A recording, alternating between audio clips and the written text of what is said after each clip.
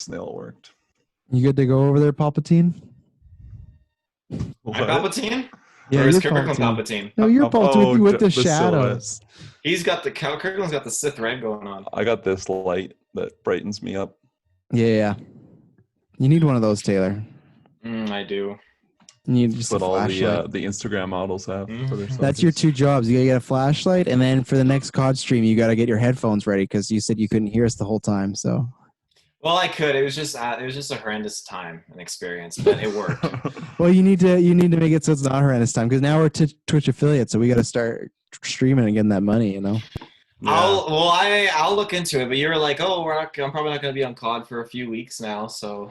Well, you got time. September 4th was an Avengers drop. Then you might lose me, but that's why you should get Avengers, so then you can join us. You know. It's only $60-$80. That's a lot of moolah, though. It's hard because I got games I got to invest in at this time. Luckily, my wallet's spare because of Games Pass, but... There you go. So you don't got to invest in anything. Assassin's Creed, Avengers... That's not a Games Pass, though. No, but I mean, Assassin's Creed, Avengers, those are your 2 purchases. Good to go. You're buying nothing else big this fall. Except the $500 console. I think I am. Yeah, that too. Yeah. All right, I'm ready to start. Yeah. Hello, ladies and gentlemen. Welcome back to the Christopher Nolan Retrospective. I'm the Professor, Travis Snell. Oh no. Didn't think about a name. I'm the great Kirklin. Is that a name? The Great Danton? Yeah, the Great Danton. That's what he goes by. Yeah, it's sophisticated. The Great Kirklin. Yeah, it's sophisticated. I am the mirror image, Taylor Field. Okay. Yeah, I'll allow it. The judge's call will allow it. Yes, ladies and gentlemen, we're doing this because as you've seen with Tenet, it has been all over the place. Is it coming out? Is it not? As of right now, it is scheduled to come out August 28th for us in Canada and then September 4th for America and some other countries. I think what we will... excuse me. I think we haven't talked about it, but I think maybe we'll have to do we'll review it the same day, like us when we record it, but we may have to put out non-spoilers and a spoilers review because there'll be people that won't have it, right? So I think we'll have to talk about that off cast, but I didn't even think about that till now. We'll have to, because some people aren't getting it the same weekend we are. So if we still get it, that's our plan is. Our plan is we have Inception and Interstellar next, and then the Dark Knight trilogy at some point. It's definitely not going to be before Tenet, because at one point we thought it was going to be longer away, and now it's going to move. So we'll just promise them within the next year. We also got the Batman coming up, so we could time with that. So at some point, the Dark Knight trilogy, a commentary track, will be put out there. It's just lots of stuff going on. So we have that, but yeah, you can go back, check the other ones. If you're listening to this right now, you could have been listening to this a week early on Patreon at the $5 tier. You go to Patreon right now and get our phase 1, phase 2, phase 3, phase 4, get all the things up there as far as the details, what you can get, all up to $15. That's phase 5 or phase 4. We just did our first ever Patreon watch along with Carl Ritchie.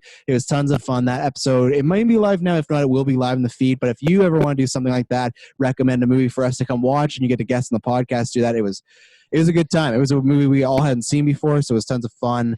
What else is, I don't know. And then there's other movies like New Mutants and Bill and Ted that are scheduled to come out. But like if New Mutants comes out, we'll review it, but we just don't know what's coming up. It's not coming out.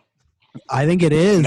It's never coming out. They dropped a new trailer today with the same release date. They drop a new trailer every 6 months with a new release date. But this one's 3 weeks away, Taylor.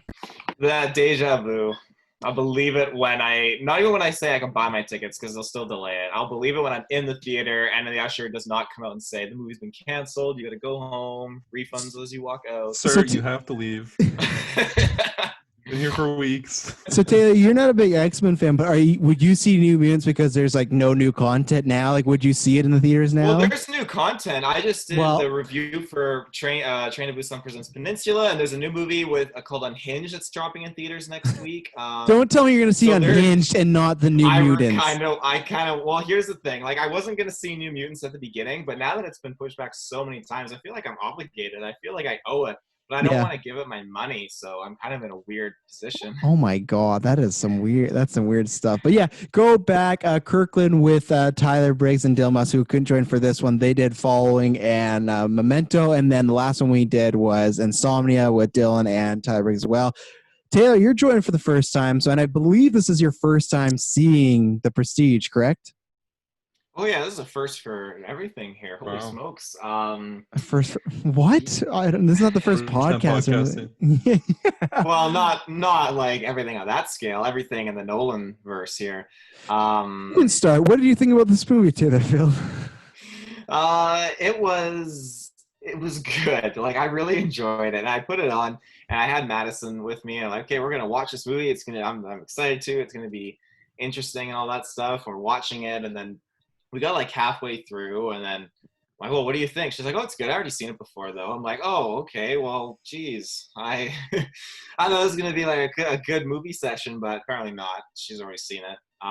So it's not a good So movie session. You just stormed out. yeah, I just quit and left.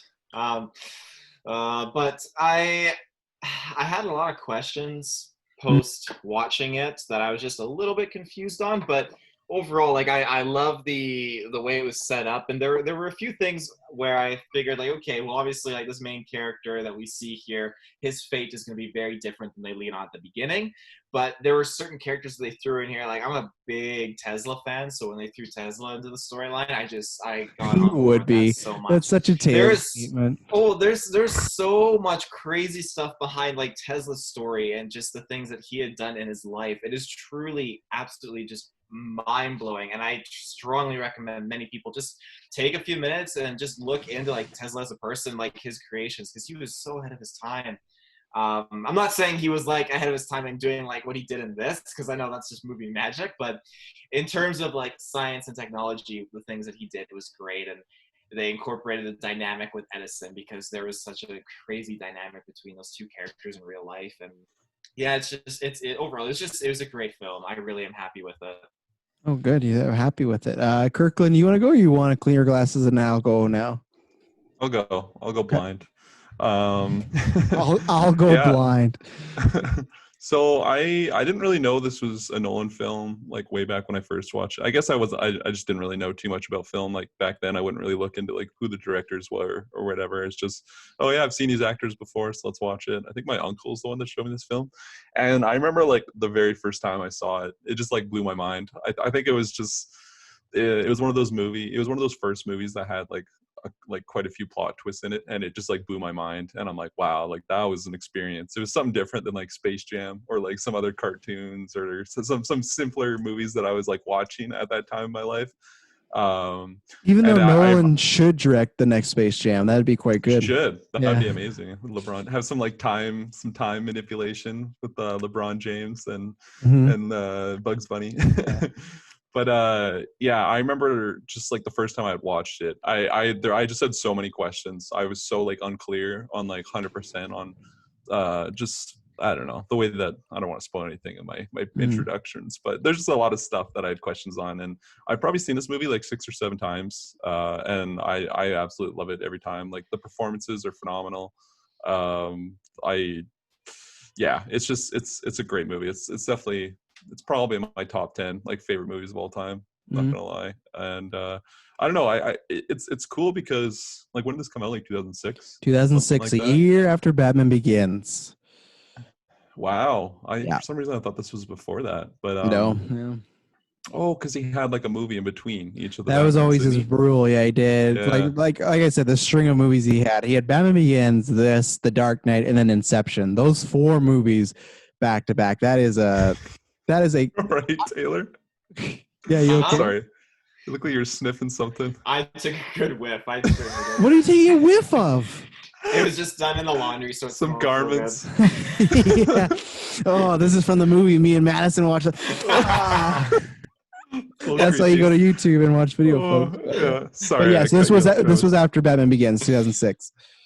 Yeah, and it's just really cool because like this is like a magic movie, you know, about magicians, and you compare this to something like Now You See Me, where I feel like they just lean so much into like the CGI aspects or the fact that it is a movie to like just make these very elaborate tricks that just like, okay, this is literally impossible. They're like throwing cards like across the room. It's like spinning across the auditorium and then like catches it again. Like it's just like clearly someone could never do that. Once in a million chance to do it. But in this one, it's really like grounded, like the tricks that they do. And when they explain it, it's like, okay, that does make sense. But still, before they explain these tricks, it's like, wow, like that. Like, imagine being someone in that crowd. Like, I feel like as the viewer, you have that same reaction. And Nolan rather, just did such a good job at uh, something that he does in all of his movies, where he shows like snippets of kind of like the end parts of the movie. Like in this one, the very first scene is with all the hats, right? First Yeah. time watching it, you would have no idea what that means, and when it comes back to it near the end of the movie, it's just, he does that in a lot of his movies. He just does such a good job at it, and it makes sense why he's like my favorite director, because I love these things that he brings to his films, and yeah, I love this movie. Yeah, no, this is a movie I think is, if you ask me all the time what's the most underrated movie of all time, I usually point to this one. You know, there's not too many, and it's and I didn't even see it in theaters. I don't think they'd ever put this in theaters because I just think that it's not that big enough of a Really, movie. Yeah, no, I just, because I saw Batman Begins, and I It's really hard to like. believe with like the cast, eh? Yeah, Like all of these guys are like, you have Scarlett Johansson in there, you got Hugh Jackman, Christian yeah. Bale. Like it's a big cast. It's crazy to think that it wouldn't be a big mainstream movie. Because it did release in theaters, but I mean, like a re-release now, I don't know if they would do that, you know, because I just. Oh, Yeah, sorry. yeah. No, yeah, they did. Yeah. Sorry, Nolan, you made Batman for us, but we're kicking you straight to DVD, you bastard. Yeah.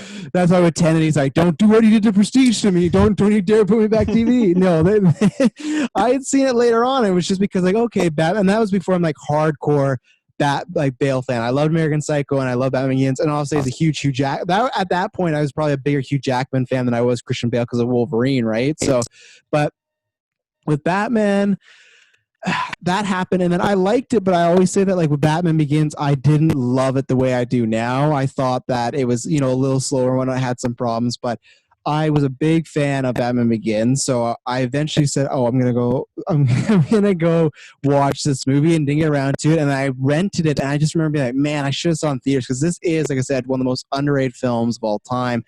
This is a movie that it's kind of on that list where if someone hasn't seen it, I go recommend it right away. I go, have you seen Prestige? No? Okay, you got to watch it. Like right now. And I think it's a movie. Of course, all films subjective. There's some guy out there on the streets who can say Prestige sucks. I get that. But like, I feel like this with Inception are probably his, like, I guess I know The Dark Knight, but even The Dark Knight has some people that I really push against, like, it's not a Batman film. It's not like Prestige and Inception. Most people I talk to that I recommend to, I've seen it, have nothing but major praise for this movie. But it's funny, I just feel that Prestige, I think because it's a lot. You've watched Memento closer than me, Kirklin, but I feel like out of the films, like, you got Dark Knight, you got Inception, maybe Interstellar, but I feel like it is his slowest, if not one of his slower ones, like the pacing of the Prestige, because like there are some high points, but it feels like something really high happens, but then there's like a cool down of like 20 minutes of more dialogue and like the splicing of the past, present, and future. That's what this movie is literally about. And the other thing that I think is the best part about this movie is Batman has this sometimes. Inception, you kind of get this, which we're covering next with Dom's wife. Or is it Dom or Cobb? Is the main character's Cobb, right? Cobb. Yeah. Cobb. So Inception? Yeah, Inception. Yeah. So you get like some Not moments. Fast and Furious. But I thought, isn't there someone named Dom in Inception? Or am I wrong? We'll find out next week. We'll find out next Inception. week. Yeah, exactly. I haven't seen Inception in a while. But I feel like as far as even Memento, that's a movie where it's a character that obviously, you know, has a very checkered past and he is an unreliable narrator. This literally has two characters that are very unreliable. And like we get that in both like scenes we'll talk about with their diaries. Legitimately the definition of unreliable narrator. But I feel like it's the most film that is about these two characters. You know, Inception to me is about the characters, but it's about the goal of the dream world. Batman's about stopping crime. Interstellar is about like, we gotta get this planet. This is literally about these two men that are rivals that want to be better than one another. And it's just about, to me, this is one of these perfect kind of Breaking Bad sort of movies too, where you have a character, and we'll get into spoilers, but if you haven't watched it, watch it, come back. But you have a character to me that starts in a place where you extremely like him and you're rooting for him, and you have one character that's clearly the antagonist, but then it does kind of switch like slowly, and the character that you like slowly starts to become like a really awful, terrible person. And I think in Nolan's movies, like there's some of that, but this is the most that he's looking at two characters, sometimes three, but two characters specifically, and showing what does this rivalry do to him. And it's not a world-ending thing, it's nothing like that. We get into some weird sci-fi places eventually, but everything, the supporting cast is great, the twists and turns, and it's that perfect type of movie as well, where the second you see it, and that's why, Taylor, I would say that you have to, not even for the cast, but I think in the next few months or whatnot, you should watch it again, because watching it the first time, you have that, I was the same way as you when it ends, like, what's all this stuff like? And then I remember I watched it legitimately the next day again, because you are just riddled with so many questions. There's so many reveals at the end of this movie in the span of like those 10 minutes, just like boom, boom, boom, boom. It's a lot. It's classic Nolan. But when you watch it a second time, you even appreciate it more. And I'm not going to say it's even better, but it's better in like a different sort of sense, because what he was doing with it, and it's not just one big twist, but what he was laying throughout the whole movie, it's just so smart and so clever. The acting superb. I'm always still mad that Nolan and Jackman haven't worked together again. You know, Nolan's done that a few times with Bale and Tom Hardy, but like, and obviously Gary Oldman and Michael Caine. So Jackman I love, because I think this is, next to Wolverine, this is my favorite Hugh Jackman role, because it's, you know, again, minor spoilers, you should have seen it by now, but he is that character that slowly descends into the guy you're almost rooting against, where when he starts off, he seems like quite a normal, nice guy. You really want to hang out with him, but at the end, you're like, this fucking dude, like, this guy's a scumbag. And it's just the journey both these men go on. And Christian Bale, again, I'm not going to say it, but he has a lot to do in this movie, and he does it very, very well. And I think he is the greatest actor of all time. And yeah, this is a movie, it's always in my top 10, kind of close. I always go back and forth between this and Shane, but I think when I watched it again, I was like, I think The Prestige is in there. And I already got Inception. I already got The Dark Knight. Like, Nolan is just riddled in my top 10. And I have no shame in saying it, because The Prestige is just that good. So, Taylor, where did you want it? Well, and now we'll say it. And we usually don't do that with older movies, but now we'll say we're going to get into spoilers. Taylor, I was going to say, one, you can ask some questions, but before we get into spoilers, would you recommend this to people? I would definitely recommend this to people. I think everyone should definitely watch this. I think it's entertaining. The stuff that they do and accomplish is good, and it has so many moments where you're like, oh my god, like that just happened, like it's nuts. But question wise, so I'm assuming the spoilers. We had spoilers. We're at spoilers now. Okay. So Christian Bale had a twin brother. That's how that worked, right? Yeah. Okay. And the other thing, so whenever Hugh Jackman would go into the Tesla machine and then he would drop into the water, he would kill the original and the clone would take over, and then the clone would be the new original. Mm-hmm. Well, I think so, because he does say that line when he says he never knew if he was going to be the man in the box or the man on the stage. But I think what happens is that guy that stands on that stage is always going to be the man in the box, and then the person that is zapped up is up there. But he doesn't know that, right? Because in his mind, his kind of consciousness just gets shifted. Like that guy who goes up on the stage, like the version 2 of Jackman, he has the exact same brain, thoughts, consciousness as the other Jackman. So he probably just thinks, oh, I transport from there to there. But I think every time he's that one that goes in the water. You know, it's never he clones himself and the clone gets shot into the water, right? It's, you know, but he had to tell himself that if he never knew if he was going to be the clone or the guy in the box.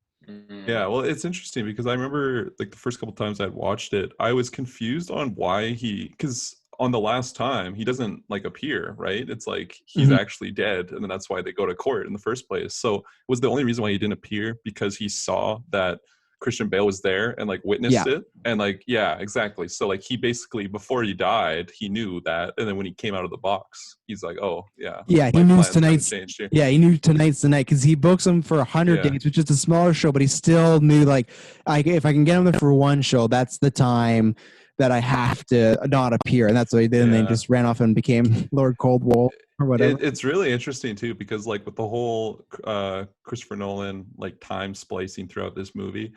Sorry, what's his name? Like Lord Cordwell?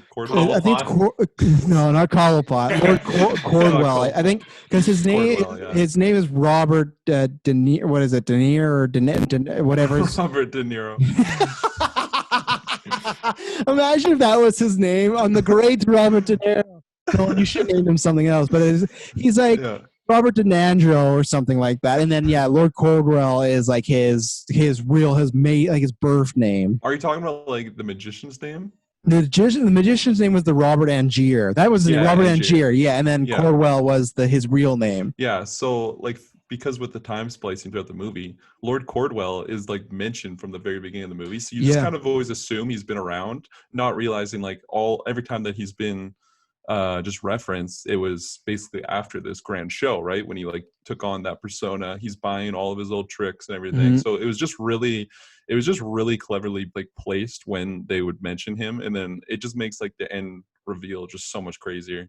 And it's something I've just grown to like more. There's like, I feel like this is the type of the movie that the more you watch it, you just catch on to certain things at different times, and it's just totally like I remember the first time I watched this, I had no idea that like the two versions of Christian Bale like were in love with like the two different girls. Mhm. And it's like it's done so well because there's so many times that like Sarah and him would be like arguing and fighting, and he totally seems like a schizophrenic, right? Like he seems like he's a totally different guy, which he is. And it's just, oh, it's just so masterfully done. This is such a good movie. Oh, Well, that's why I love when he's like, I do love that because it's like when they both get the journals, there is a sense of how much is real, how much is not. Because at the end of each journal, it's like, yeah, you're reading this. So that it's like they knew the other person was going to get this. But I love when Jackman is talking about Bale's character. He's like, one day he embraces the family life, and the next day he rails against it. And he's like, he's a man that doesn't know what he wants. And that's where it's like, yeah, if you look at him as one man, he does. And I do remember watching the first time, just like, okay, it's a character, this type of complex, but it is literally just like the scenes back and forth did, like, not to make a joke, but feel like two different people, right? And they are, and that's where when you watch it again, it's so good because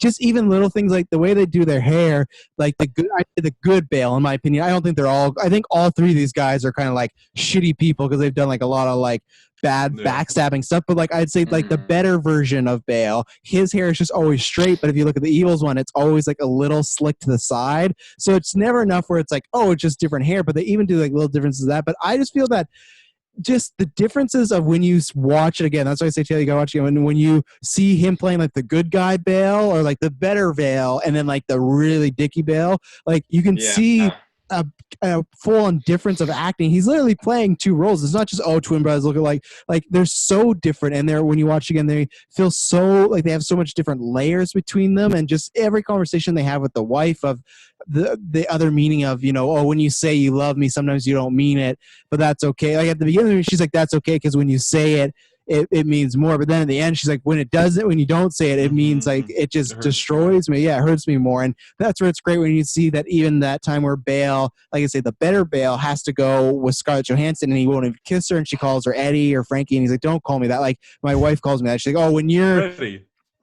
What is it? Freddie. Is it Freddie? Freddie. Oh, I said Frankie and Eddie. I Frankie. put them together. I put them Frankie. But when but it's like, don't call me that when you're here. And then she's like, just, you know, be with me, not with her. He's like, I'm trying. And it's just, that's why I like it. It's these two guys that are just, and they set all this stuff up, like Kirklin said at the beginning with Corwell. Even at the beginning when she's talking to him about his name and stuff, he just says he changed it because he didn't want to embarrass his family. He didn't say anything. But also, if you watch the movie, every time money comes up, Jackman's always like, that's not an issue. Oh, it'll be handled. But it's just kind of like, you just read it as like, okay, this guy's just willing to spend every dime he has, which is true. But in the way that you watch the first time, he is like, oh, he'll spend, even if it puts him in debt, he'll spend to go meet with Tesla, blah, blah, blah, right? But then at the end, you go, oh, this is why he's spending all this money, because he can practically like buy magic tricks and buy things from people. And he just, that's what I love too. They both have very distinctly different reasons why they want to do it. Jackman's about that rush of the crowd, but then like Bale's is just about like this love of magic. And they set that up at the beginning too, right? When they meet the old guy,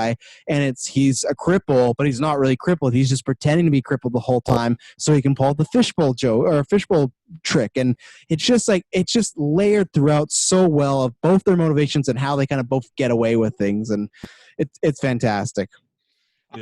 So who is responsible for the faulty tying of the knots at the beginning of the film? Is it the good Bale or the bad Bale? We don't know. Yeah, I don't think we know, right? Because they never answer. And that's why I love, they kind of drop it in the middle once they move forward. But I love that he's always still like asking what knot he tied, and that's, I don't know. Well, it fits because he says like, well, I don't know. I don't remember because he used the wrong Bale. Well, I would say, because I'd have to look. I'd have to try and figure out which Bale, and I'm sure there's somebody on Google or some that have made a whole, like, you know, the Charlie Day always Philly chart of, but I feel like the guy who loses his finger in the gunshot is the kind of shittier Bale, I think. But that would you would assume that the shittier Bale tied that knot because he's kind of cocky, right? But then I feel like the guy that gets his finger shot is kind of that, because you kind of tell their attitude. They have a bit of a different, like, he is a bit more cockier, the shittier Bale, and the other Bale's just more quiet and solemn, but he still has a bit of an attitude. So in my opinion, I would think that, so maybe it was the nicer Bale that did it, you know, but I don't know, because even then, my last point about this is I thought it was the shitty Bale, but when they are trying to figure out his trick at the end, the great down tricks, like what is he called, the last transported man? Oh, it's like Um, The original Transporting Man. no, because there's a transport man, there's final new, there's the original, and then there's I can't remember what the last one is. That's gonna bug me. I'm gonna have to look it up. But when they're trying to figure that trick, it's with Fallon, which I love. Like you never really see a shot of his face, so I love that. I felt like such an idiot when the reveal does happen. You're like, I never once questioned who this actor was. I just watched this guy stumble around the whole movie. But it's like, oh, I don't care about him. He's not on the plot. But so when they're trying to figure that out, I always thought it was the shitty Bale because I was watching this time that I was getting mad. But the nice Bale is the one that he's like, you should be able to outthink him. Why can't you outthink him about this trick? Why can't you figure it out? And he tells him to leave it alone. We're done with it. And then when the shitty Bale goes to prison, he says, I should have listened to you. We should have left him alone. So it shows that even that nicer Bale, at times, he will get really flustered because of his love for magic. So I think it's still possible that he did tie that knot. And that's why every time he asks shitty Bale about it, he's like, I don't know what my nice brother is kind of doing. So I do think that's what it meant. But and maybe, or I think the other way people play it off is that both characters are a coward and they just won't admit it, right? Like they just don't want to give them that satisfaction. Or some people do say like trauma makes you like forget stuff, right? So maybe they've legitimately forgotten it. So yeah, well, he definitely did the wrong knot. Like you saw him doing the first knot, lock eyes with the chick, and it was weird because she was kind of like nodding, like yeah, do it, but like yeah, I don't know. She thought she could get out of it, right? Yeah. Well, because it's called the real transported man. The real transported man. Yeah, because when Michael Caine says like stop doing that knot, she makes the case for him of like, oh, I can have it even quicker. Yeah, like it's fine. That night we're whole, and then that's on that note though. I don't understand again why. Okay, Michael Caine is always just waiting with the axe there, and now he's clearly hit that minute mark. Why did he go up and be the only one smashing the glass? If that was my wife in there, I would be, the younger guy, not the elderly man, grabbing the axe and smashing away. That's a good point. Yeah, with the axe, fair enough. I thought Jackman should just go up there and start punching the glass. Like I don't know if that's going to do too much, but no, I think a good point. He probably should have done anything. Maybe the point is that they're still trying to hold the illusion, so in case she's okay, it's like, oh, that's not his wife. Kirklin's doing some magic on the video. What has he got? Some transport man coming up here or something like that? There's gonna be two of you, but I guess that was the idea, that they were still trying to hold the secret as long as they could, right? But she died, and it's not a great way. But that's that classic villain moment, right? That puts him on that trajectory, because before he definitely he loves magic, but he still feels like he could marry her and be happy. Like it feels like magic is not the be all end all for that character. But then once she dies, he has nothing left. Like there's that moment when he sees whichever Bale it is in the park with the family. Like he was going to go kill him the first time, right? And he sees the family, he sees the kid. He's like, he has everything. He has the better trick. He has a wife. He has a child. He has everything I should have, and I have nothing except for maybe this trick that I could try to steal from him. So he says he stole my life. I'll steal his trick, and that's where he's justified. But if his wife doesn't die, I think he's still a magician, but he's not like this evil guy, like setting people to prison on the death sentence. I feel like his motivations changed a lot, obviously, after the death of his wife. What was her name? I'll find Julie, it out. Or something. Yeah, I think it's Julie. Yeah. Yeah, and it's interesting because like at the very end of the movie, basically when the good Bale is the one that married Sarah, right? That's what you're saying. He's the one that met her. Yeah, he's the one that met her, because they had to like technically both marry, and that's where the other thing is too. Whose kid is that technically? Because I imagine they both had to sleep with her, right? So that's a web we weave relationship right there. But I think the good Bale's the one that met her at the magic trick with the bird, and he had to kill the bird, and then he was the one. He was the one that told the other one not to like go at the bottom of the, like basically not to go find out what his trick is, like what's going on under the stage. Yeah, I think so. Yeah. I always think he was like the more cautious one of the two. Yeah. It was interesting because at the very, very end, when Hugh Jackman's basically dying, and I forget exactly what the line is, but he basically says like, "You forget why we do this," and he's like, he basically was just in it for the applause. And I feel like that like his motivations. It wasn't always that. Like obviously he was No. looking forward to having a family, you know, and then he just became obsessed with it and just being the better magician. And he knew he even said he's like the other like Christian Bale was the better magician. Like he always knew that, but he was just I don't know. I guess trying to one up him. Yeah, it It was was just yeah. Julia. Yeah, it was Julia. Well, my favorite line about to me, like this to me, like in every like movie or TV show, like a Bring Back or something, there's always like a moment where you see the characters fully gone. And for me, the moment where he's fully gone is when Scarlett Johansson gets the diary when he doesn't know she's with Bale, like the Bales, right? He just Right. thinks she's still with him, but she got the diary and he's like, oh, I have to decode it. And she's like, well, I got to bring it back or they're going to know it's me. He's like, I'll stage a break in. And then she says something like, this secret's not going to bring back your wife. And he says, I don't care about my wife. I care about his secret. And that's where it's like, Yeah. he's officially gone. And he says it like, I love the take that they do because he says that and it's just silence for like 5 seconds because he kind of realizes what he said and how bad it is.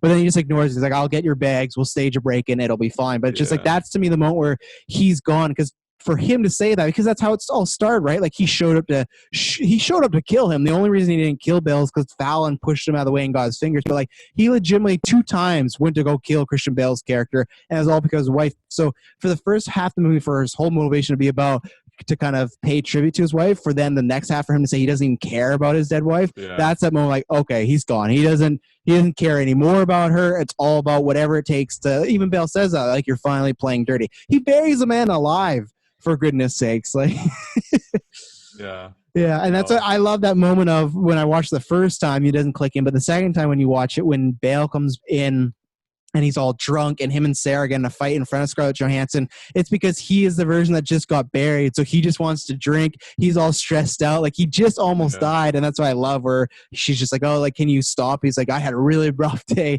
and I almost lost this. I lost that. And the other thing they do sometimes I like is he wears that like evil mustache when it's like the shittier Bale. And the other Bale doesn't like the do that. One. Yeah, which, and again, for Magic, it's good because back then they used to do that, right? They used to use Gep. So when you're watching it the first time, you just go, oh, it's not a disguise. It's just that's what he's doing for the show. But yeah. Mm-hmm. Taylor, you got any more questions that were on your mind that needing to answer? No, part of me was piecing together in some dystopian way, like, oh, what if this is like a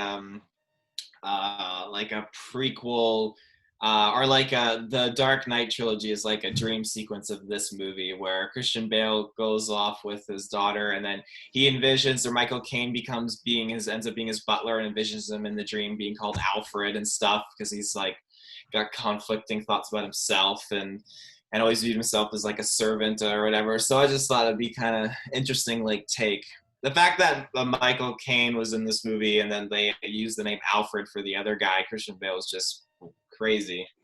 It is based off of books. I think Michael Caine is in every. Once he was Batman Begins, I think he's in every Nolan movie except Dunkirk. I know he's back for 10. I can't remember if he's in Dunkirk or not. I think there was like some scheduling conflicts, but he's like his good luck charm. He's his go-to. So, yeah. You go ahead, Kirklin. I was just gonna quickly mention or just praise again, like the Nolan like times. I don't know, splices, I guess, because we were just talking about how he sends Scarlett Johansson to basically go spy on Christian Bale, and it's interesting because the first time that scene plays out, she like goes in there basically saying like, oh yeah, like you can use my help, and then after that she's like, like he basically sent me here to spy on you, and then like that's where the scene ends. Mm-hmm. And like the first time you see it, you're like, okay, she's basically like going against him. But then the next time that they play that scene and show more of it, it's just like, this is what he wanted me to tell you. So it's like, it's just totally, because I feel like the first time that scene plays out, you almost think that she's still on like Christian Bale's side because she's explaining it to him. But then when it gets revealed that like that's basically what he wanted me to say, and then what really like threw me over to your side was that he never loved me. He just like threw me to the door because all he cares about is magic. And it's just like the way that scene just gets expanded upon the second time around, even though the first time you see it, it's almost like it's almost the same result, but it's just emphasized so much more the second time around because she actually like explains her reasoning. I just thought that scene was so good, and I just appreciated it so much more on this time around. I feel like before it was just kind of a scene that kind of slipped through the cracks for me. I didn't realize, I don't know, like maybe it's not the biggest scene in the movie, but for me it just hit so much harder. And I gotta reiterate, like I just thought Scarlett Johansson's performance was so good in this film. I thought she did that accent so well. 'Cause she's not British, right? No, She's no. American. Yeah, I thought her performance was just amazing. Especially she was like when she first gets introduced as basically just this, I don't know, like eye candy, right? For like a 100%. Yeah, she's just the magician's assistant and everything. yeah, Yeah. and then she goes through the route of just becoming sort of a lover to Hugh Jackman, and then he throws her to the side, becomes a lover to Christian Bale, whatever version it might be. And then when like he clearly, when she basically breaks up with him, she's clearly dealing with like the dickish one, because he just like does not care that Julie just died, right? And she's like, Yeah. you're just like cold hearted, and leaves him alone there. Yeah, and he's trying to, in a way, not to explain that he has a twin brother, but he's trying to explain that he didn't love her and he always just loved you.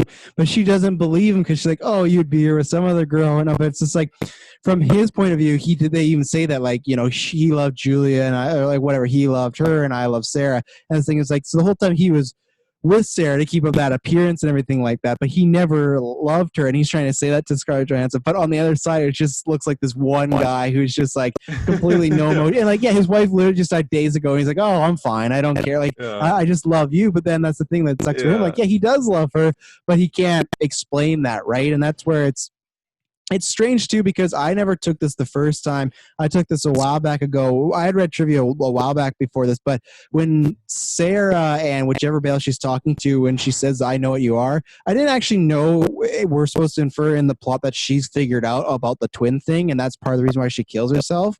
Because apparently when she says, I know what you are, that was a unscripted line by the actress, and she worried she spoiled the whole movie, but they kept it and everything like that. But the good thing is, in the middle of the movie, you still don't have enough information to really figure it out, you know? So to Taylor, how did that feel for you? Because what did it feel like to actually find out the twist? Because you asked about like who the brother was, whatnot, but did you have any ideas like something weird was going on? And also, after you asked that, I have another question, because there's one thing I think some people don't like this movie a lot for. So you go first. What did you feel about the actual like reveal at the end with the twins?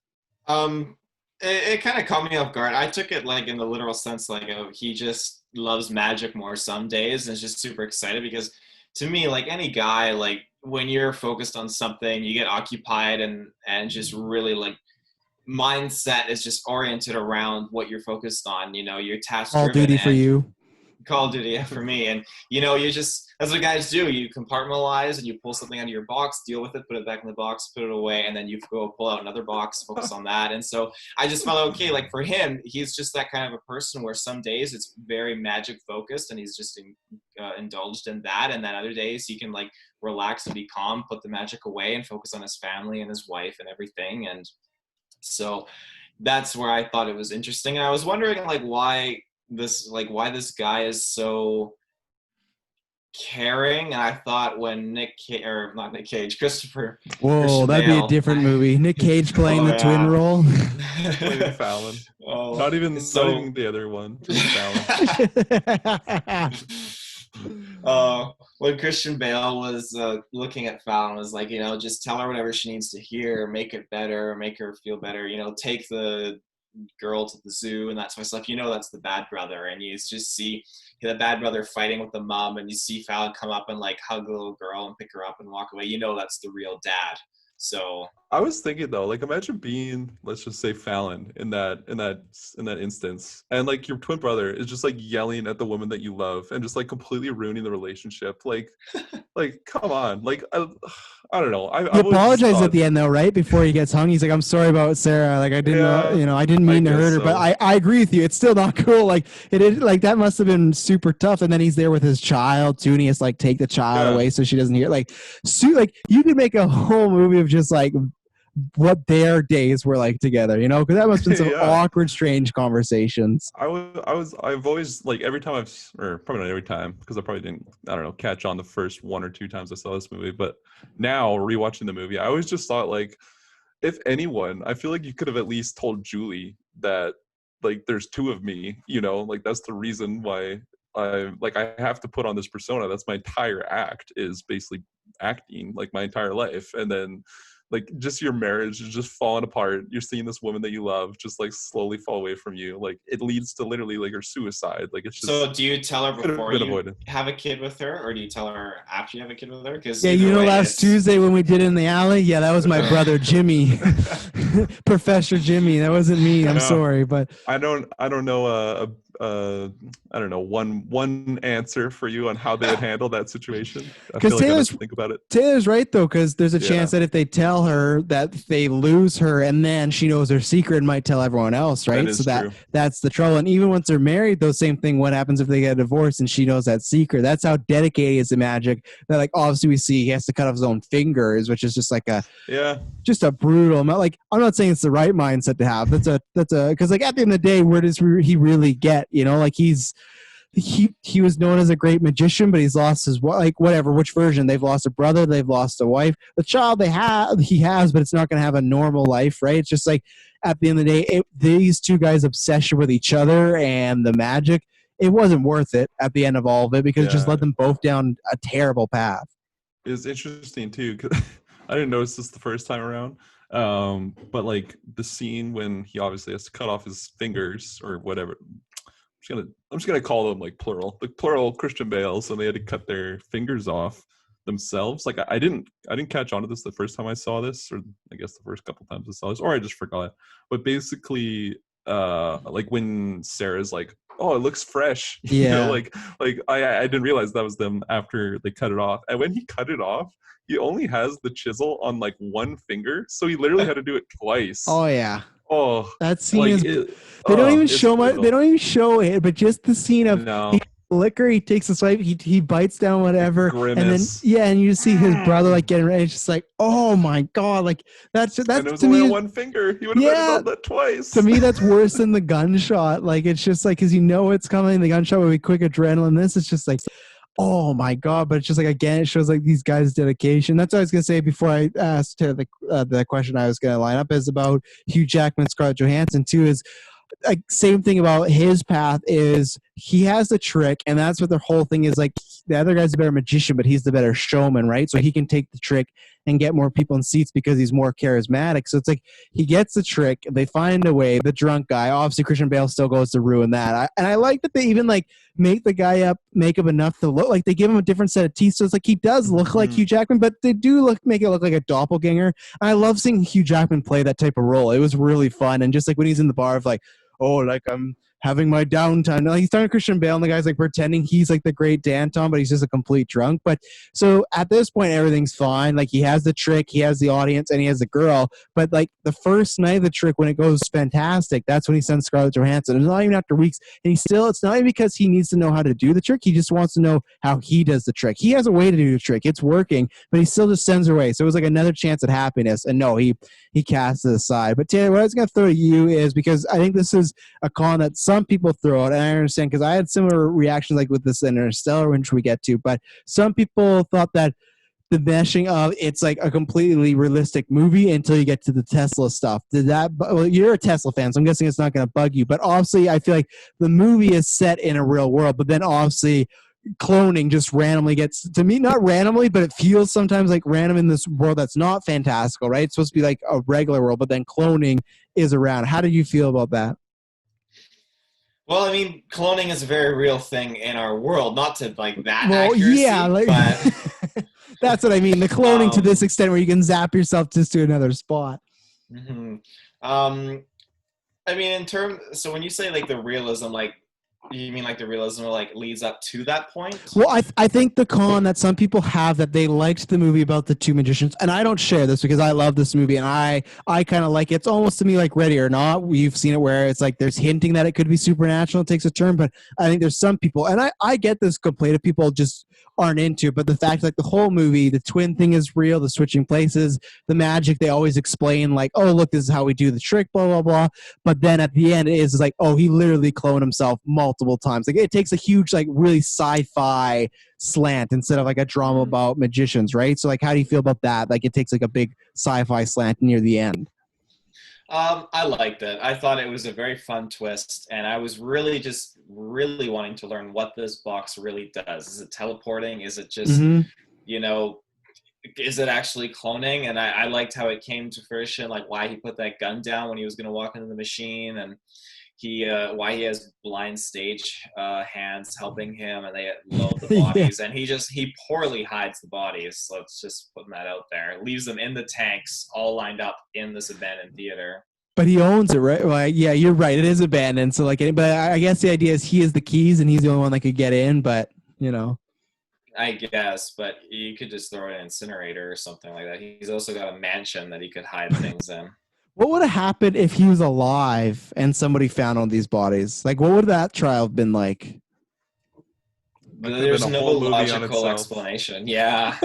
Kirklin, what about you? How do you feel about that slant? It kind of takes me to the end. Yeah, I feel like that was one of the things that the first time I watched this, I didn't really like fully understand, like the whole cloning thing. I was just like, what? Like there's different for, like, I don't know. I used to, yeah, I don't even know what I thought before because I've just seen it so many times now. But I'm totally fine with it. I don't think it takes away from the film at all because like every other trick that they do, it is very down to earth. It's very like explainable. It all makes sense. Like when they're making like the little birds disappear, and then you find out that they're literally just killing them every single time. It's just like, ooh, that's pretty gruesome, but that's magic, I guess, right? Like they're getting that end result. They're getting that prestige by doing these crazy things. And I don't know. I feel like I didn't think about it too much of the whole cloning thing. Like it's at the end of the day, it's just a movie, and I'm down for it. I feel like the biggest con I had with this movie was the fact that like any single time that any of them were going to the other person's show, they just got picked to like go up on stage. Yeah. I feel like that was a little like happenstance, like a little easy, you know, and it just happens all the time. Like especially like when it's like Fallon is the guy that picks the Hugh Jackman to shoot his brother, and like I don't know, like yeah, he has a beard, but like his face obviously just looks so much like Hugh Jackman's because he knew it was him right before he was about to shoot. I don't know, it just happened, I think, a little too much for me. Like if it happened once or twice, or even when like basically they're like the final show with the real transporting man, whatever it was called. Like maybe they wanted to pick him on purpose so that it's you know a total slap to the face, like look at me and my amazing trick that's so much better than anything you could do. But from like the beginning to the end, I just felt like it was a little too easy that they just picked each other to go up, whether you like was breaking that poor lady's finger with that cage. Oh, that was so gruesome. That was horrifying. Yeah, that was. Bird just like gets crushed too, like it's just And Nolan does such a good job because, like, we talked about that. We talked about, like, the hand cutting scene. They're just kind of visual cues and sounds because this movie's not rated R. It's PG-13, but, like, those moments stick with you. I agree. I'm not a big fan of that coincidence stuff. Not enough to take any, like, major points down. I actually do give a pass to, like, when he shoots his finger off because, like, at that point, nothing bad has happened. And, like, you're right. It is just a beard and, like, long hair. But maybe it's just like, okay, he was just picking whoever. That's true. And to me, it was a small room, so it's like maybe there's a chance no one's putting their hand up. When they get to the massive stadiums, and especially after Bale or Hugh Jackman has shot off Bale's fingers, you would think at that point you're going to look at everybody that comes up because, you know, he might try to do the same thing to you, right? And then he just, like, breaks that woman's hand. So I agree with you. That was, I think if there's any, like flaw, that is, like, how coincidental those are, because it just happens once. It happens more than once. It's kind of like, okay, these guys, how does this happen? Because especially like it seems like a lot of hands go up to volunteer, right? Yeah. So yeah, sure. No, I do like the twist. I think I didn't dislike it when I first saw it. I just think I felt uneasy because it was just even seeing like the tanks of how many Hugh Jackmans, and like to some, they do a good job of hiding the entire movie. Like, what does this machine actually do, right? Yeah. And I had to rewatch it because they do say in the movie, Jackman's like, you had a brother at the end, but it's just like they clone. So at one point, I thought when I rewatched it before, I was like, oh, did Bale find Tesla and they gave him a version of Bale, right? And then that's what it is, and he only used it once, right? Because he does say, and that they even set up that red herring of like the keyword to my diary is Tesla, and they see him, you see Bale at a Tesla show, so you think, oh, could this be what it is? So I think they do a really good job, and even like they show the hat and they kind of insinuate something, but you kind of, I think that's the best part about being in the realistic world. If it wasn't a fantasy world, you might put two and two together.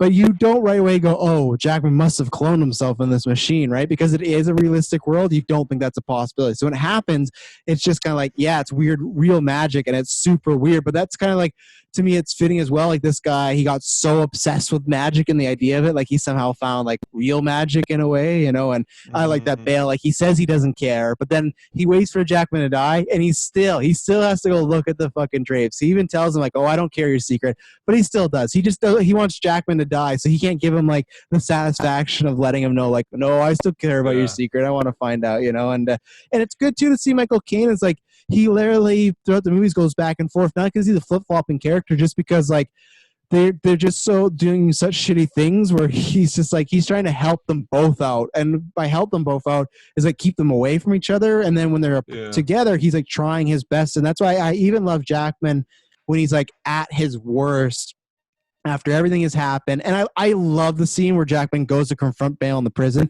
because he's such an arrogant prick. Like just the way he has his daughter, like just like that's where he's just terrible. Like even tears up the secret. Yeah, I love that line. Like, here's my secret. And he says, whatever it is, it doesn't matter because mine's better. And then he just walks away, and it's just like, oh my god, you bastard. But I even love at that point he's this terrible character. But then when Michael Caine gets the girl or brings the girl back, he says like, I tried not to involve you in all this, because Michael Caine gets mad at him for like, I saw you on a slab, blah, blah. And throughout the ending, he says like, I don't want you backstage in this one. But I love that he is villain, but he still like has like that's why it gives him layers. And like, he still has a little bit of like, I tried to keep you out of it. I didn't want you a part of this because I was doing some bad stuff. And just the chef's kiss. Michael Caine like betrayed Hugh Jackman at the end, didn't he? Like, I'm assuming he basically told 100%, like where so like because when he's walking out of there, when Hugh Jackman and him have the last conversation, you see him walk past the guy and he gives him a head nod, and that's Christian Bale. So yeah, he's full. I didn't realize that. I think because of the point where like you can make the argument of he did kill his wife, but it was an accident. Was he being careless? It's kind of like a drunk driving, right? Like, yeah, you did drive drunk, but he didn't mean to kill him. And I do think both Bales, even the shitty one, I don't think either of them meant for Julia to die. They weren't trying to kill Hugh Jackman's wife. Yeah. They both regretted that. Even in the journal, like if there's some stuff that's real, they talk about their regret for that. But at this point, Jackman didn't like accidentally set Bale up to go to prison. Like he put that all in motion to get him in prison. He took his daughter. He killed that Bale, hardcore. You know, and that's why. And that was always a reveal to me too, that Michael Caine the whole time knew they were brothers, even though he said they were a double. He didn't clarify that there was a brother, but he knew they were brothers. Did he know the entire time? I think there is a line, but he must know, because I guess Christian Bale could go find him, but I've always assumed that he killed him. Well, because he kills him, and I would just assume that he knows there's another brother out there, and they're eventually gonna. Well, actually, I don't know now. I thought there was a line, but maybe I should wrote it down. I'm not sure if it's in my notes. I thought they said something. Oh, that's what it is. I think because I thought Hugh Jackman says that, did Michael Caine know about you? And I think he just said he knew about the double. So maybe he just knew that he used the double, but he didn't know the twin thing. But he did. Yeah, because sorry, go ahead. I would assume that he didn't know, just because I didn't hear in the movie, as well as like the fact that like they basically bury Fallon alive, right? Like, Michael Caine had some part in that. He basically kidnapped him. Like, I feel like if he knew that was the second Christian Bale, maybe, I don't know, maybe I'm just reaching there, pulling. No, I think you might be right. Maybe he just knew there was a double, but he didn't know the sense of the double. But even then, after he does bury him, that shows good character of like, that's his last moment, right? That's his final straw. Like, okay, I'm done. We're burying people alive now. I can't be a part of this. Yeah. One of my favorite lines, actually, and it's right at the end there, basically when Michael Caine's like helping him like hide the machine, hide the bodies and everything, was when it's about the sailor drowning. And then he basically says like, he said it was like going home, and then like that's basically what he was doing to himself like 100 times, right? And then he's like, I lied, like it was terrible, it was misery. He said it was like, pure agony. The guy said it was pure, and like, that had so much weight to that scene, especially like considering that he basically did that to himself 100 times. You know, it's just it's crazy. I just love that scene, and then it leads into like the big reveal about the second Christian Bale, and it's just such a good ending to this movie, because especially like we've talked about already how you're rooting for Hugh Jackman most of the movie, and then it's just like, oh wow, he's a terrible person, you know, like he's basically making Christian Bale like die, and he's taking his daughter, like just all these terrible things that are happening. And then when the other Christian Bale comes at the end, and then it's kind of like a happy ending, sort of, even though both of them are like fucked in the head. They've done Yeah, so many dark it's things. not a happy ending. It's like a happy ending for Bale's character, but not really too. Like he's lost his brother, he's lost his wife. Yeah. Yeah, exactly. Like he lost Julie because she committed suicide. That was completely avoidable. He lost his brother. That was avoidable, but due to Hugh Jackman, like it was such a crazy movie. And well, that's where it feels like Memento has that type of ending where it does make you feel uneasy, but I think this is like doubles down on that. And I think out of all his movies, like if you look at, obviously The Dark Knight has that too, so he has endings that he likes being darker, but The Dark Knight is, to me, not as dark as this. I think this is his darkest ending, because if you look at all three of these characters, it is just like a bunch of bad people, it's just... Yeah. I like that you brought up Memento, because it definitely does have that ending where you do feel uneasy. But the thing with Memento, I've seen it a couple times now, and I've never really liked like the main character. Maybe I'm just not a Guy Pearce fan. Yeah. I don't know, not really relatable. So like when he gets totally fucked over, it's like, oh, it sucks for him, but like I'm not invested in it. Whereas I feel like with this movie, there's times that I'm rooting for both characters, and then when they do these dark things to each other, it's just like, man, like I can't like you anymore. And then I'm doubling back because I really didn't like this guy, but now I feel for him, right? Especially when it gets revealed that there is two Christian Bales, because then you're like, oh, maybe I was rooting for the one the entire time. And the only time I didn't like him was when the dick Christian Bale was on screen, right? Yeah. It's just I love when movies just make you think, and you have to like rewatch to totally like grasp a lot of things that are missable, because there is a lot in this movie. Oh yeah. I Lots never of knew there angles. was David Bowie doing Nikola Tesla. That like blew my mind when I was checking the credits. It was pretty crazy. Does a great job. And you got a bunch of superheroes in there, because you got Black Widow, you got Wolverine, you got Batman. Rebecca Hall was one of the villains in Iron Man 3. You got Alfred. You got a whole bunch. You got Andy Serkis, who's directing Venom. So, and then you got Dave Bowie, who's just a superhero. There's a couple scenes that like Andy Serkis had like just really like creepy smile, and all I could see was just like Smeagol or something like in those scenes. I was laughing so hard, but he does a great job too. I just love this cast in the film. Anything? I have notes left in trivia, but anything else specifically we wanted to bring up? I feel like I never really like fully understood like the jump to Colorado. Like the first few times I'd watched this, for whatever reason, I don't know. It's kind of funny, like the endless stream of money that Angier has. Oh yeah, he's just like, oh, money's no object. You spend a fortune. They say, like Bale's character at this end says he traveled the world and spent a fortune. So it's like, he spent. Yeah. And even then, like when you see him, he clearly has a lot of money because he's living in a massive mansion. He has maids and servants all around him. Like this guy has money for. Like he's a lord. Title. Yeah. I'll never have the Lord. I'll never be Lord Travis now. I want to be introduced as that from now on, Lord Travis now. It's just so good. Be knighted. Who knows? Yeah, maybe you'll be like, maybe one day you'll be in London, and then you just cross paths with the Queen, and you like save her from getting hit by a car. I am British, so I could. You are British. Yeah, I'm British and German, so it fits. There you go. Be Sir Travis Snell. Now I want to be a lord though, so that means I gotta marry into the family, don't I? That's what it means. I gotta get it in that way. Oh yeah, because Sir is when you're knighted, right? Yeah. Okay. I'll build my way up. I'll build my way up, or I'll just change my name. Yeah. I'm trying to. Taylor, anything else? Check my notes. Taylor, anything? Taylor's having a nap. Listening to music. He's watching the movie. He's watching The Prestige. Yeah. I didn't watch it. I got it on right now. No, I can't think of anything else. I mean, I like in retrospect after watching it and just kind of like putting the pieces together, like, okay, yeah, it makes sense with like Christian Bale's dilemma and all his like different kind of personality quirks. I did think like, well, when he did throw the one brother into like the ground and buried him, he could have like, what's to stop Christian Bale from lying in his notebook and just giving him a fake notebook with his tricks? But that's one of the only things I thought like they didn't really cover, I guess.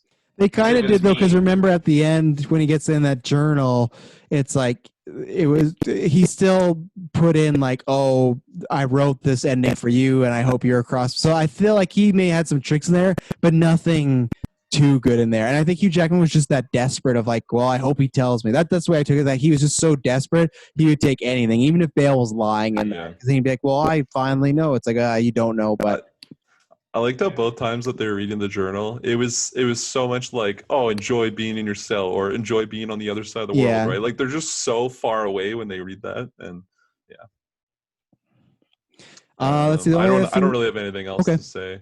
The Yeah. only thing I had just like not comedic because this isn't funny, but I always wonder what the crowd would have thought when Julia died in the water. Like they Dude, see this. seriously, that crossed my mind too, especially when you think like just a random pedestrian came up there and now he's like giving her mouth to mouth, like Yes. Julie, it's just like, oh, that was a plant? What? Yeah. I mean, I feel like your experience for going to magic shows is instantly ruined and you would never go back again. And that'd have to be bad press because you feel like everyone would talk about it. But I always thought about that. The same thing, like, yeah, he just goes up there and then he's freaking out. You're just like, I thought this was just a random guy. So I always think about that scene. And every time like the tricks go awry, it's everyone's like in shock except for when he shoots him with the gun. Everyone's like cheering him on. It's just Oh, like, because they're all drunk and like, they're oh my yeah. god, yeah.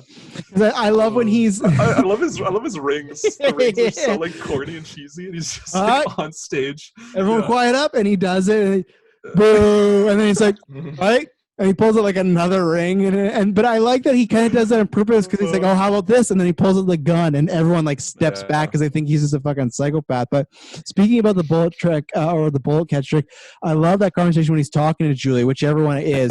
He's showing her the trick, and he's telling her like, oh, it's not dangerous. It's not dangerous. And she's like, well, I'm not gonna let you do it if I don't know how dangerous it is. And then he explains it to her, and she's like, well, yeah, it's kind of stupid when you think about it. And then he goes, well.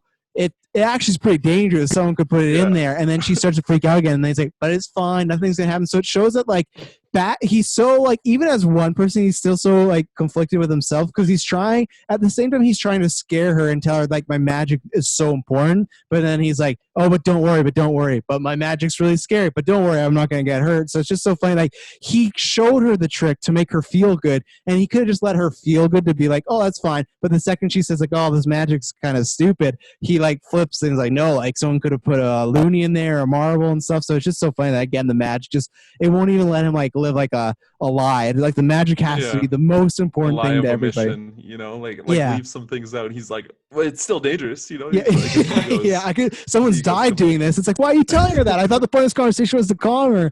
I love when Jackman later on, when he meets up with Michael Caine after the bullet catch trick, Michael Caine's like, oh, he lost his finger doing the bullet catch, and Jackman's like, that's a dangerous trick, that one. And he like drinks and like looks away, trying to like pretend he knows nothing about it. And then the other thing I loved is after the bird cage happens, they're talking to the theater owner, and he's like, you're canceled, I'm letting you go.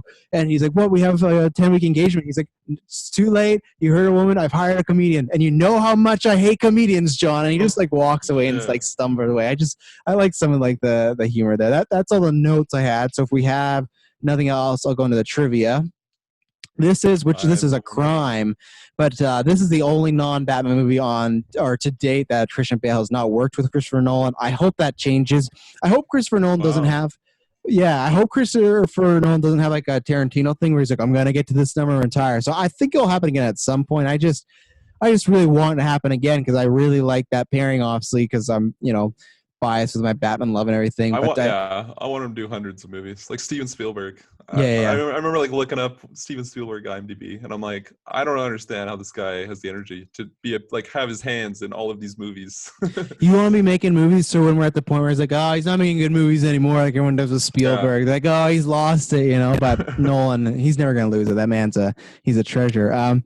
David Bowie initially declined the role of Tesla when it was offered to him. Nolan flew out to him personally to tell him that he was the only person he imagined for the role, and that his larger-than-life persona would make the ideal Tesla, building the teleportation device. Upon hearing this, David Bowie changed his mind and took the role. So there you go. That's if you want a guy, you gotta fly out and get him. See, Travis, that's what you gotta do. If you want to get like Mads, Mads to interview on the podcast, you gotta fly to him. But like, I envision no one else being interviewed on our podcast. I don't think the interview. I think what we gotta do is we gotta start making movies, and then when we fly out to Mads, we need you for this role. That's the ultimate goal. I want to make Man Crush the movie one day and get them all, but Mads and Michael for sure.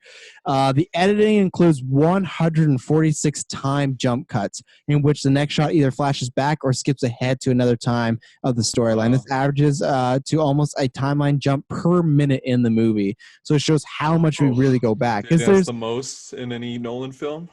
Oh yeah, that one Yeah. took the cake, and I think it's just because like they're doing like the like flashbacks, flash forwards, and then the present day stuff. So it's just like there's so much ground to cover there. Let's see. Sam Mendes, he directed American Beauty and he directed Skyfall. He's an Oscar-winning director. He directed 1917. He was originally supposed to do this movie as a follow-up to American Beauty. Let's see. Let's see. What another offer came from a New York writer's film on behalf of writer, producer, and director Christopher Nolan.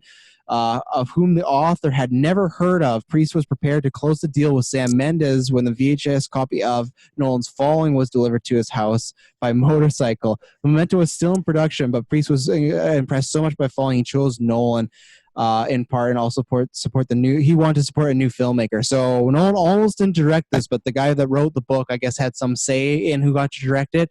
And he saw Nolan's movie, and he thought this guy was perfect, and he wanted to support him. So pretty cool. It's like, and also it would have been very different because I don't think Christian Bale would have been in anything like that because they had worked together. So. And then finally, Christian Bale's, whoever it is, Alfred Borden's child was played by Christopher Nolan's child. So when they had the baby, the infant, that was Christopher Nolan's little baby. So there you go. Not the little girl, like the infant. Yeah, Right? the infant. Yeah, not the little girl. Yeah. Yeah. I think I've said everything I need to about this movie. I've praised it kind of up and down. Like I said, my most coincidence is kind of like Kirkland. My most con is like, oh, there's sometimes they walk up on the stage and it feels like a little, but this to me is just my favorite movie of Shades of Grey. It's to me like the Breaking Bad of movies, where it's just I think that perfectly encapsulates. You have these characters that are not all bad, not all good. They're just people making some very terrible choices, and I feel like Hugh Jackman kind of has that Walter White route where it's like he just gets too far, and you kind of have Bale. One of the Bale's kind of like the Jesse, where it's like he's still bad, he's done a lot of bad things, but he's maybe, hopefully on the other side of this, gonna go and live a nice normal life, and hopefully he just fucking gives up magic because apparently it's got him nowhere. So this movie, like I said, just encapsulates the perfection of Shades of Grey. So I drop on the big old 10 out of 10. This is like 11, 20 out of 10. I love this movie. I watch this movie at least once a year. I always pick up on new stuff. I'm always reminded of things maybe I forgot. And I just absolutely love it. And at the end of the day, I don't think I've stressed this enough, but just Bale and Jackman's performances overall are great. And that's why I hope, whether it's DC, which he almost played Two-Face, or Marvel, I think that'd be the perfect way to bring Jackman back, not as Wolverine. Seeing like the few little dicky evilness we saw him, I would love to see Hugh Jackman play a villain. Maybe even not in a comic book movie, just a villain in general, because I think he has like a really another good villain role in there. The villainous side he got to do in this. So yeah, I love this movie, and it's not a perfect movie, but the most enjoyment out of it I can get out of a movie, I get out of this. So Yeah, Kirkland? I'll go next. I've already said like the few cons that I had with the film, but just the overall film is just so enjoyable to me. It's one of those that the more I watch it, like the more I get out of it, and it's just such a good movie. It's one of those movies that like I feel like with the time jumping stuff, it's kind of meant to for the first time that you watch it, it's just so crazy when the plot reveal happens. Whereas if you rewatch it and you know it's coming, it still just doesn't take away from it. Like it's still crazy. Yeah. I don't know, the more times you watch it, if that makes It's any because some sense. movies are like that, where once you know the twist, you can watch it one more time and then it's done. You don't find it that enjoyable. Like the movie is just all about No, the yeah. twist, but this movie's not that.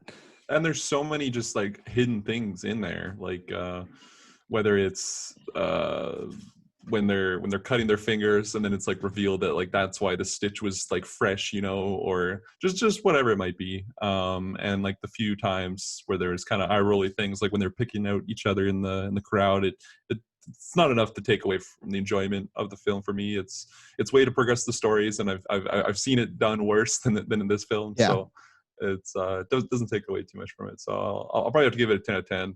It also just has like some good nostalgia like moments. Like this was like the first movie that like really just blew my mind, I feel, or at least one of the few. So great film. I will see it many more times in the future. Mm-hmm. How do you feel? Take us home. Give your rating, then drop into the overalls. Yeah, I'm going to. Oh, there it goes. Little pop off of Kirkland there. I'm going to give it a 10 out of 10. I really liked it, and it didn't disappoint.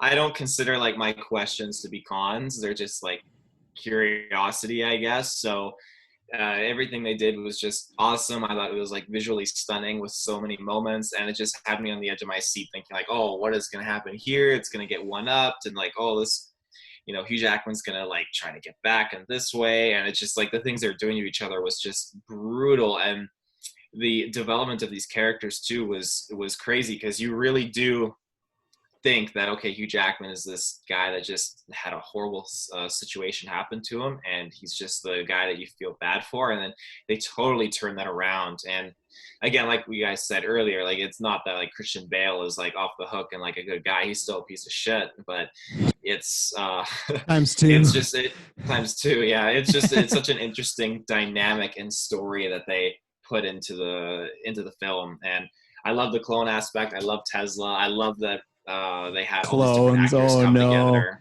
I love clones. Big clone guy. Taylor, I think one day when we make films, you and I should remake this. And then my twin brother and I, Michael Snell second, he could play, we got this in the bag. We can play the twin role and you can play the Hugh Jackman role. Oh yeah, that sounds good. I'll be Scarlett Johansson. I'll walk, you're in a jail cell, I'll walk up with Gwen. I'll like the beard. It's set up. We're ready to go. Taylor, where can they find us on the interwebs for the rest of the future Christopher Nolan episodes? And Tenet, when if it drops, we'll be reviewing it. So where can they find us? Jesus, it's like a ghost. It just pops up. Go to YouTube and watch Kirklin fucking with us. Ladies and gentlemen, you can find us in the search bar with your internet connection, Geekverse Space Podcast. That's pretty cool, actually. Geekverse.ca is our home turf. You can find all of our stuff on there. And then you can find us on Facebook, Geekverse Space Podcast, Twitter, Geekverse Cast, Patreon, Geekverse Podcast. We're everywhere. Just punch us into Google, and you'll find all the awesome content and videos. YouTube. We are on Twitch, so make sure you check us out over there whenever you can. Yeah. Yeah, that's everything. The good old thumbs up. Yeah, Twitch, we're affiliated there. So when we're streaming, come join us. Come support the channel. YouTube, you'll find either stuff we stream on Twitch we'll put on there or movie reviews, stuff like that. I think the plan we're going to be doing forward is the gaming content will be on Twitch and then the movie content will be on YouTube. And then when they're uploaded, they'll swap spots. So that's why you just follow Twitter and Facebook, because you get all those links. So thank you very much for tuning in. Next week will be Inception, a very, very good one. That's going to be a fun time. So until then, it'll not be boring. Bye-bye. Bye-bye.